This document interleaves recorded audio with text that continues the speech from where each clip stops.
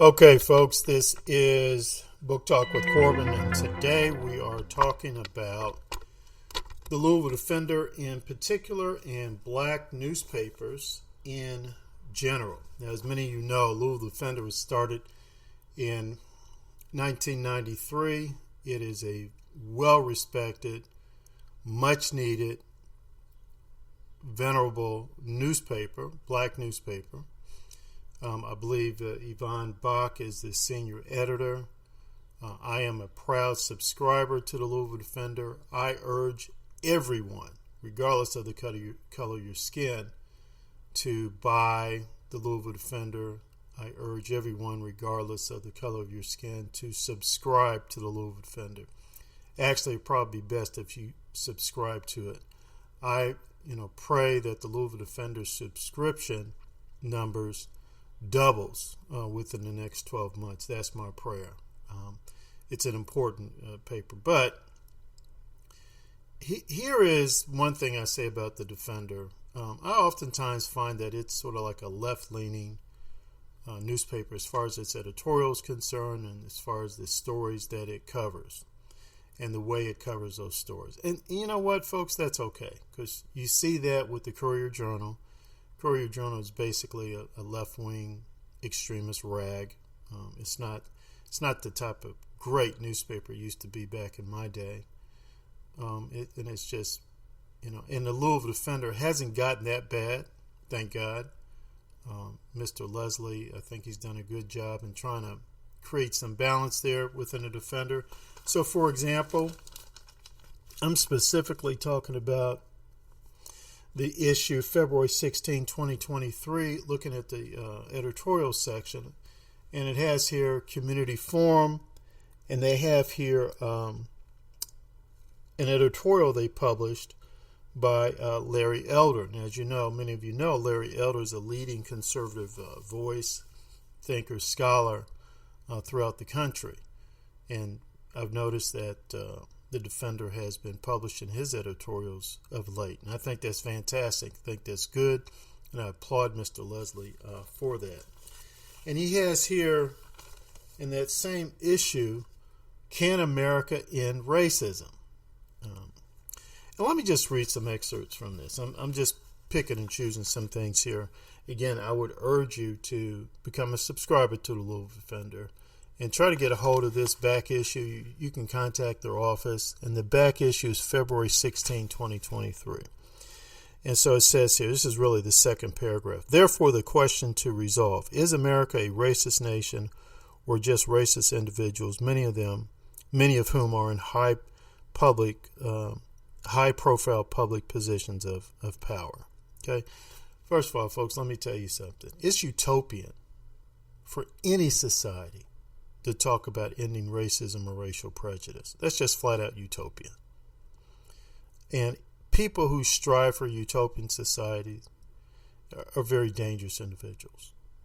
They're dangerous individuals, and they're always dangerous when they're an organized political movement. It's just patently absurd. I will say this about the United States of America, and I'll say this in any type of discussion. America is less racist than the overwhelming majority of countries on this earth, period. That's just a fact. And if anybody would like to say, well, I disagree with you, fine. Come on my podcast, Book Talk with Corbin or The True American. I'd be more than happy to have a rational, evidence-based discussion on that very question. But it's just flat out utopian. It's a utopian question. Here's the other part here. As for the second question, the list of obvious racists is long, from George Wallace and David Duke in the past to Donald Trump and Florida Governor Ron DeSantis today. DeSantis went as far as to say systemic racism as a concept is a bunch of horse manure. Perhaps he protests too much. Folks, that's not what he said. He said systemic racism in America today does not exist. That's what he said, and that's a clear difference than what the Louisville Defender editorial stated. And again, let's have an evidence-based, rational discussion. Where is it? If you say there's systemic racism in the United States of America, well, where is it? What legislation exists right now in the books that prevents black folk from doing X, Y, and Z, such as buying a house, such as going to any hospital they can afford, or getting a job, or pursuing your education. I mean, what is it? No one in this country is required to like you. You can hate anybody you want in this country. I don't care what color you are. You can hate anybody you want. It's flat out stupid when some of these people come out there and say, "Oh, you're transphobic, you're homophobic, you're racist." Well, so what? And if I was, what business is it of yours? It's the United States of America, and I hate anybody I want. What I can't do is injure people. What I cannot do is kill people. What I cannot do, there are other things that are considered illegal. But I can hate anybody I want. And that's true for anybody. It's none of your freaking business, really, who I hate and who I like. But it is your freaking business if I behave in such a way that it injures somebody, or it kills somebody, or even if I'm threatening to kill somebody. Okay? There are consequences for that. So then he says here, Trump is a racist. That's one of the stupidest myths existing in God's green earth. I used to spend some time up in Harlem. Black folk loved Donald Trump up in Harlem. Never was he accused of being a racist.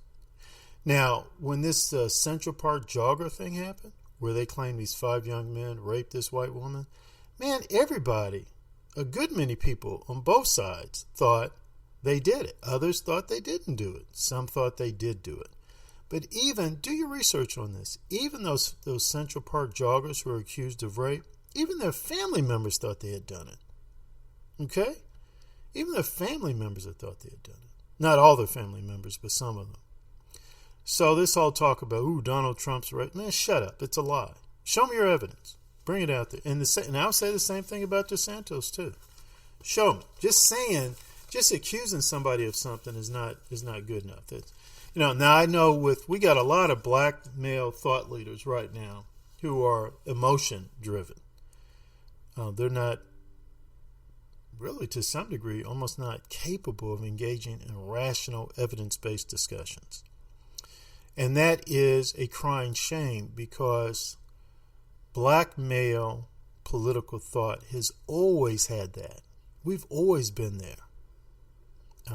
Booker T. Washington, Dr. Carter G. Woodson, Harold Cruz, CRUSE, Hakeem Adabutu, Jawanza Kunjufu. I don't agree with all of those guys, but they were true intellectuals.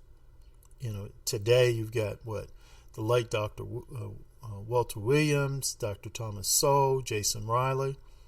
We got too many black men who are up there who are just really emotion driven. And I would include in that Roland Martin. And again, DeSantis and Trump are racist. Ooh, shut up. During the Trump administration, unemployment was so freaking low. It was like, if you wanted a job, you can get a job. The unemployment rate amongst black folk was at record lows. They had to go back 50, 60 years to see a time when black unemployment was so low. That's what the Trump administration did. It's a fact. Oh, that's a heck of a racist there, isn't it? So let's go on here. Oh, and then there is Senator Tim Scott, Republican, South Carolina, who's black, and shocked many by proclaiming America is not a racist country. See, with these black leftists, as this editorial demonstrates, it's damned if you do and damned if you don't. It doesn't matter. If you're white, and if you don't say America is inherently racist, then you're racist. And if you're black and if you say America is not inherently racist, then they are black, evil, field, house, Negro, the whole bit. It's damned if you do, damned if you don't. Because it's all about personal attacks. It's not about evidence-based rational discussions. It's not about sequential, logical thinking. It's not. Deal with it. Deal with what's raised. and stop with the personal attacks. And that's what I would say to the Louisville Defender. Hey, come on, you can do better than that. You have to do better than that. Here's another point out of the article. Perhaps acknowledging systemic racism as a problem requires looking at American history from the viewpoint of the subjected rather than the oppressor. This is understandably difficult for many whites to accept that discrimination has and continues to be deeply woven in American society's fabric. However, what is tantamount to criminal fraud is ultra-right, right-wing, and MAGA politicians demonizing black history as liberal social brainwashing. Let's deal with that. History from the viewpoint of the subjected rather than the oppressor. Flat out Marxist theory. Flat out Marxist theory. Period. And Marxism, often put up as scientific socialism, there's nothing scientific about it. It's absurd. And again, when you engage in sequential, logical thinking, evidence-based, rational thought, you would see that. What the heck does that mean?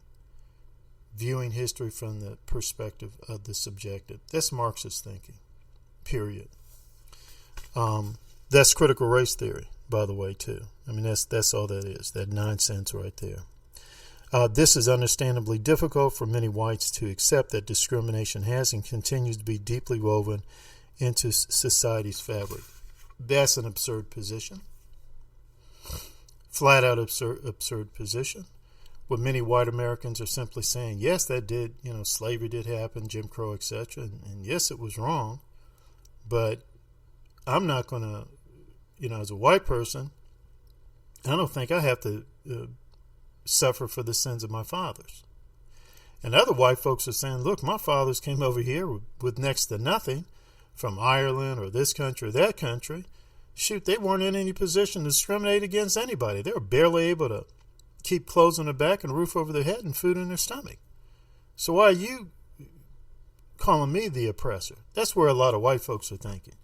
And you wouldn't know that if you're not listening.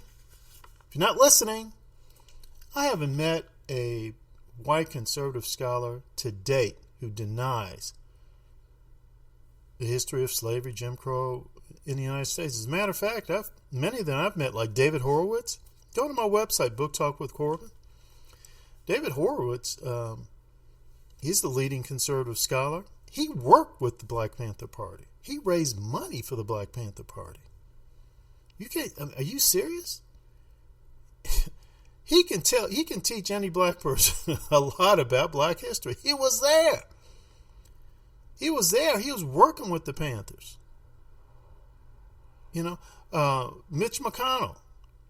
Man, he was in the forefront of pushing for the civil rights movement, civil rights legislation. It's a fact. Go look at his history. Go look at the congressional record. That's a fact. Dr. Albert Mohler. Today they're calling Dr. Albert Mohler a white Christian nationalist. What the heck does that mean? What the heck does that mean? I've had one-on-one discussions with Dr. Mohler. Sometimes I think I'm talking to a civil rights demonstrator or something. I mean, people, don't be stupid. Please, don't be stupid. And I'm not calling the Louisville Defender stupid or anything like that. What I'm saying is that these ideas are stupid. Lumping people in like that. And here we go. Ultra right wing. You ever notice that people use those terms, ultra right wing, never say ultra left wing? They only say ultra right wings, as if to say there is no ultra left wing. Find that interesting. And then MAGA politicians demonizing black history as liberal social brainwashing. No, they're demonizing the interpretation of black history in that way. And there are black folk, black intellectuals, black college people who use our history and interpret it in such a way to bolster and promote and push the ultra left-wing narrative. That's what they do. And that's what they're opposed to. Why are they opposed to it? Because their knowledge, these Republican politicians, conservative scholars, their knowledge of black history is to the extent to where they can point to you and say, look, that's a very clearly, obviously biased, extremely biased interpretation of that history. Let me give you my interpretation. One thing that happened to me, and it's a very personal story. I took a black history class in high school. As a matter of fact, I took it with a friend of mine, a white guy. And, of course, you know, they were talking about the so-called Du Bois, Booker T. Washington conflict debate. Du Bois was saying this is the way for black folks to go. And Booker T was saying, no, this is the way black folks should go. And they always want to, the left-leaning black scholars always want to portray Booker T, Du Bois as the proper way to go. And Booker T was, he was a quote-unquote an Uncle Tom. He was a sellout, right?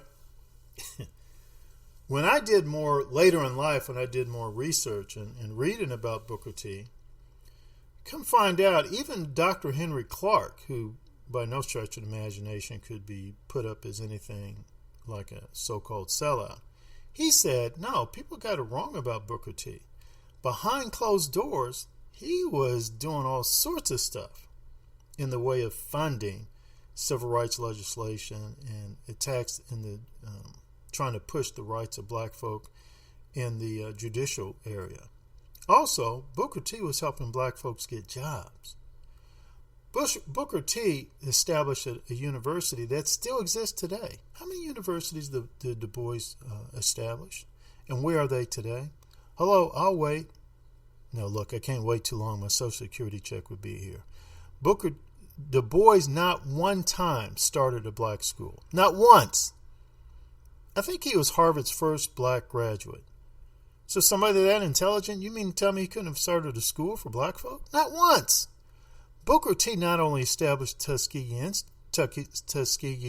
University, but he worked in cooperation with the person who was the founder of Sears and Roebuck in starting thousands of black schools, elementary schools, for black youth throughout the South.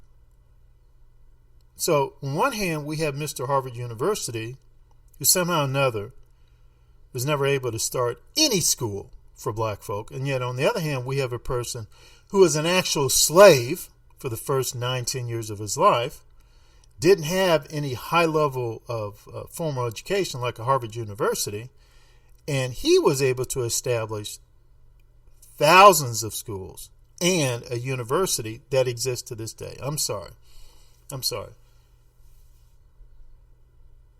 Facts. Those are facts. And let me say this too. You know, the great Du Bois, he's all progressive. Du Bois, he asked Booker T. Washington, not once, not twice, 3 times he asked Booker T. Washington for a job. And each time Booker T gave it to him, knowing that Du Bois was very critical of his philosophy and his work. You can be a job taker or you be a job maker. Booker T. Washington was a job maker.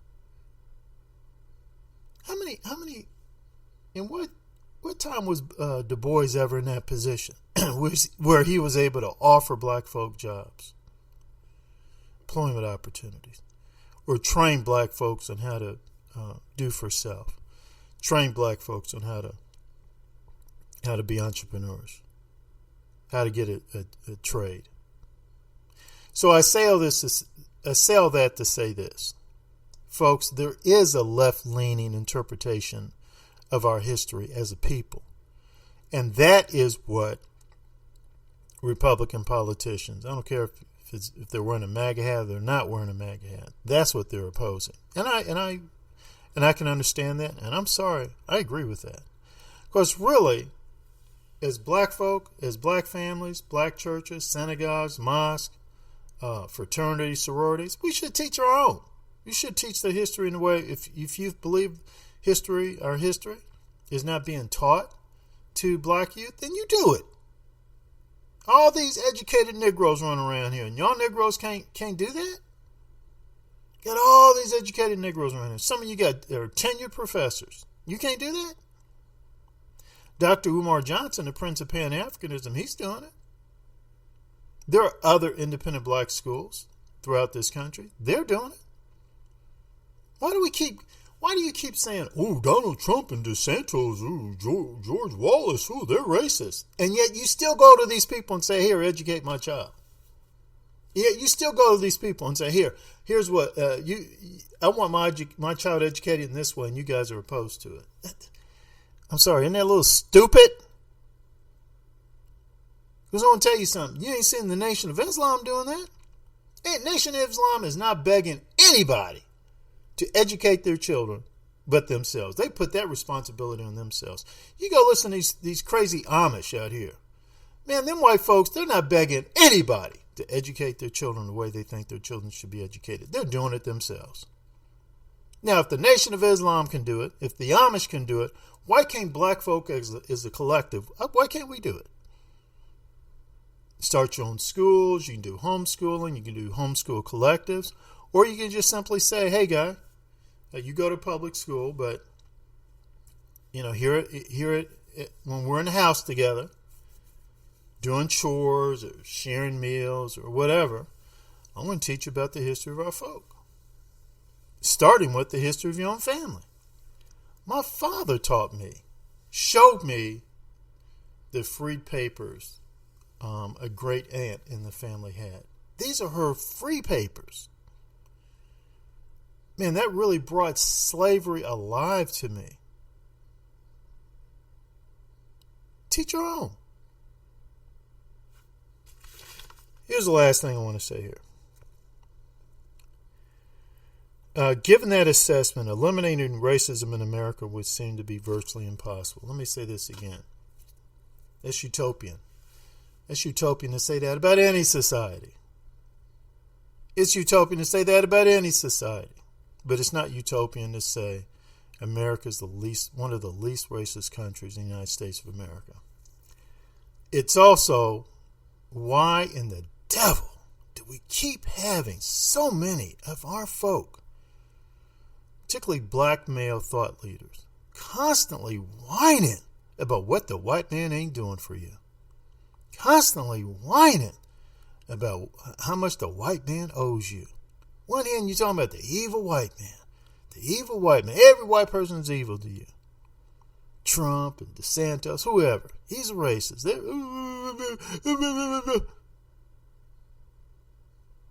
If you put more of that whining energy and put it into doing for self, building your own institutions, as we have always done as a people. We have a long history of that. The Freedom Journal. Look up the Freedom Journal. One of the two founders of that was Russ Worm, and the other founder, his name escapes me at the time. The Freedom Journal, America's first black newspaper, was established in 1830s. That was like 2-3 decades before emancipation. Think about that. Under those circumstances, when it was still legal to own black folk in this country, 2 black men stood up and said, hey, we're going to start a newspaper. Think about that. Think about Paul Cuffey, Cuffe. Think about the different entrepreneurial endeavors that happened in this country, black entrepreneur efforts that happened in this country under the most difficult of circumstances. We as a people have always done for self. Elijah Muhammad, that's sort of like a slogan he puts out there, do for self. That's like, it's really nothing new. It's nothing new. It was just made popular by the Honorable Elijah Muhammad. But I bet you if you research, what does that concept mean? How did he come up with it? I bet you dollars of donuts. He's just sitting there. He would just tell you, hey, I know the history of my people. And it just seems like in the 1960s forward, we had more and more black male thought leaders stepping up and saying, oh, the white man owes me. white man keep me, white man, and then turn right around and say to that same white man, hey, educate my child, give me a job. Shut up, you punk. We need another black newspaper in the city of Louisville. First of all, we need to do a better job in supporting the Louisville Defender, and I think one of the best ways we can do that is to increase subscribers. Louisville Defender, we need to help them double their subscription, the number of subscribers over the next 12 months. I don't know how many subscribers they have right now, but that number needs to be doubled over the next 12 months. 2, we need another black newspaper in the city of Louisville. There was a time that we had 3 black newspapers in the city of Louisville. Now we're just down to 1, but we need at least one more, preferably 2 more. Okay, and we urgently need that. And I think that having another black newspaper or 2 in the city of Louisville, that's going to help the Louisville Defender. It's definitely going to help enrich and uplift black folk in the city of Louisville.